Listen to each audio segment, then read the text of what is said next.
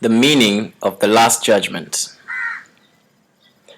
Welcome, this is David. Thank you very much. The last topic in this chapter. It's going to be a short topic, and I once again thank you for coming over here so we can share. One of the ways in which you can correct the magic miracle confusion is to remember that you did not create yourself. You are apt to forget this when you become egocentric. And this puts you in a position where a belief in magic is virtually inevitable. Now, let's pause right there. We'll reread this in a moment, but let's pause right here. This is something that's going to become clearer in the next chapter, once we get started on the next chapter. But this sentence, that you did not create yourself, what does that mean? You see, we all have a self-identity. Yeah. In the fields of psychology and psychiatry, so many names have come up with, to describe this self-identity: the id, the ego, the superego, the self-concept, the imago. There have been all sorts of names to try and define this sense of self.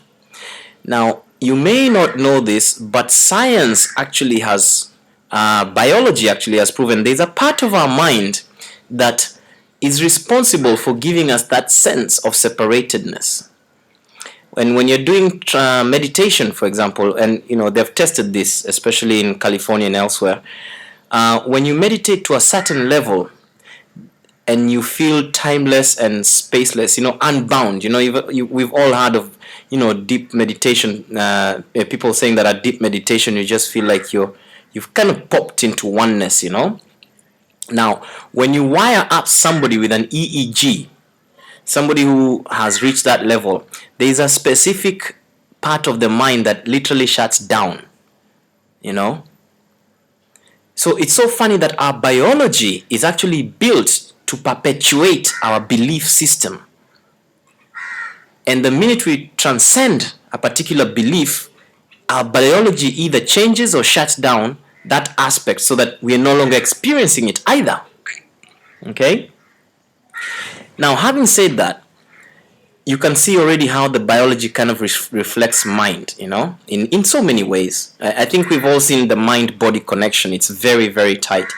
Then we as you learn in the next chapter, the very idea that there is a self, me, I, separate from you, this very idea in reality doesn't exist. This is what they're talking about, in my opinion, when they're talking about you creating yourself or thinking that you created yourself. They're not necessarily saying that, you think that you sat down somewhere, maybe in the skies in heaven, and then you looked down and then you created a baby you. So, you don't need to look at it that literally. You can look at it from the point of view that no matter where you came from, you have created your self-image. You are not given that self-image. You created it. You have defined yourself. You have defined everything. You have then gone on and made images, these things that you're calling your thoughts, image making, and you've assumed those images are crazy, those hallucinations, are real, sorry. You've assumed those hallucinations are real and everything. You've projected them out. That is all part of what they mean, in my opinion, when they say you believe that you created yourself. So let's read this. I just thought I'd clarify that. It will become more clear in the next chapter. One of the ways in which you can correct the magic miracle confusion is to remember that you did not create yourself. You are apt to forget this when you become egocentric. And this puts you in a position where a belief in magic is virtually inevitable. Your will to create was given you by your creator, who was expressing the same will in his creation. Remember, created in the image and likeness. You're an extension of the creator. Since creative ability rests in the mind, everything you create is necessarily a matter of will. It also follows that whenever you alone, whatever you alone make is real in your own sight, though not in the mind of God. Remember, whatever you alone, let's put that in quotes, private image making, will be real in your own sight, but it will not be real in the mind of God.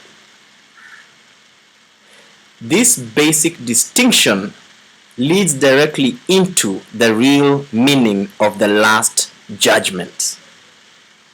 That last sentence is very important. This basic distinction, in other words, that whatever you alone make is real in your own sight, though not real in the mind of the Creator. Yeah? That distinction leads directly into the real meaning of the last judgment. So I think we've set a very good foundation there. The last judgment, and again, this is a concept that appears in Islam, in a whole bunch of religions, including Christianity, but the cause is not meant to be religious in any way. It does not ascribe to any one religion, although it shares a lot of things that you're going to find in all. You're going to find elements of Buddhism, of Christianity, of Islam, of everything in the cause, but it is beyond those as well. I'm not saying it's better. What I'm saying, it is pan. It's actually written to be universal, but it had to have frames of reference, and it used the words that were most common to most people, you could say. Anyways, so the last judgment, it's only using this word, the last judgment, because it's very common in our earthly spirituality today, in our religions and all that. Even in our mythology, by the way. The last judgment is one of the most threatening ideas in your thinking. This is because you do not understand it. Judgment is not an attribute of the Creator, an attribute of God. It is not. It was brought into being only after the separation, when it became one of the many learning devices to be built into the overall plan. Just as a separation occurred over millions of years, the last judgment will extend over a similarly long period, and perhaps an even longer one. Wow! Its length can, however, be greatly shortened by miracles. The device for shortening but not abolishing time. Miracles are the device for shortening time, but they cannot abolish it. It is a if a sufficient number become truly miracle-minded, this shortening process can be virtually immeasurable. In other words, you don't need the whole world or the whole universe to become miracle-minded or to become right-minded. Yeah, you just need a sufficient number. I don't know what that number is. It could be 10%. Can you imagine if only 10% of the earth, that's 7 million people. Did I get that right? Or 700? Yeah, 7 million people, I think. Imagine if we had 7 million miracle makers on this earth today. That would immeasurably shorten the time to the so-called last judgment. So you don't need that many people, you don't need the whole world at the same time, but everyone is important, and the more they are, the quicker it gets there. And on top of that, everybody has to be, remember, the sum, what we said before, the whole is much greater, transcends the sum of the individual parts. So once the atonement will not be completed until everyone, there's not a single trace left in the belief in separation. It's all gone. Okay? That is when it will be completed completely. And everyone will be back home, so to speak. Nevertheless, just a small, sufficient number, being truly miracle-minded, will shorten this process immeasurably. It is essential, however, that you free yourself quickly, because you must emerge from the conflict if you are to bring peace to other minds. The last judgment is generally thought of as a procedure undertaken by God. Okay, that's what we generally think of it of. Actually, it will be undertaken by my brothers with my help. It is a final healing rather than a meting out of punishment. However much you may think that punishment is deserved. So you might think that, oh, that person has murdered 400 people and the punishment is deserved. But what the course is saying here, that the last judgment is not about punishment. It is a final healing. No more healing needed after that. That's what it is. Punishment is a concept totally opposed to right-mindedness. And the aim of the last judgment is to restore right-mindedness to you. The last judgment might be called a process of right evaluation. It simply means that everyone will finally come to understand what is worthy, what is not, what is true, what is illusion or false, what is love, what is not. After this, the ability to choose can be directed rationally. Until this distinction is made, however, the vacillations between free and imprisoned will cannot but continue. So I think you've got from this a different definition of the last judgment. It is the final healing. It's not about punishment. The first step towards freedom involves a sorting out of the false from the true. That's the first step.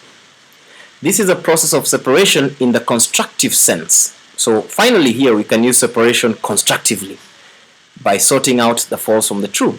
Separate them. And reflects the true meaning of the apocalypse. So again, here's another biblical or Islamic or whatever it is term or Jewish term redefined by the course. Yeah? The separation of the false from the true. Everyone will ultimately look upon his own creations and choose to preserve only what is good, just as the Creator himself looked upon what he had created and knew that it was good. At this point, by the way, when I mean good here, we're not talking about the good or bad guy value judgment that we pass on as human beings, okay?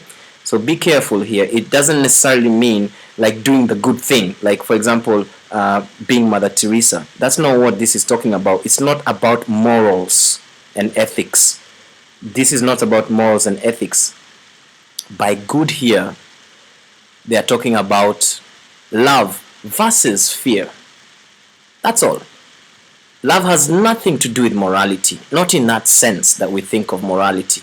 Because you can do a moral thing, in the words of humans, a good thing, yeah, but from a place of fear. Now, would you say that is good in the terms that we're talking about a cause here? No. If you do a good thing because you're afraid of punishment, then you're already in the error in the first place. So don't confuse good here with morality and ethics, or the human definition of good. In the same way, as you'll realize down the road, don't confuse love with human love, that romantic love. It's the love we're talking about is more akin to unconditional love, the unconditional love we've all heard of, which is just so mystical because it's beyond any. It's unconditional. I mean, it's ridiculous. It brings no conditions. It says, oh, it does. Anyone, the thief, the murderer, whatever, is loved.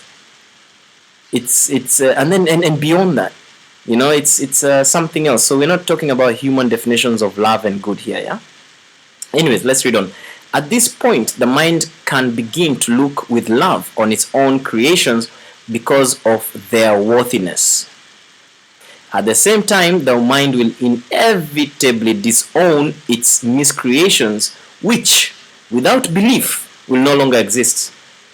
Yeah? Remember, everything born out of fear, the minute you withdraw your belief, it disappears into a puff of smoke because it doesn't really exist. Okay?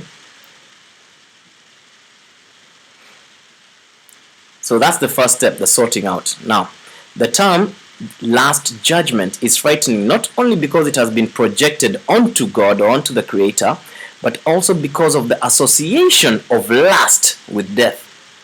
This is an outstanding example of upside down perception.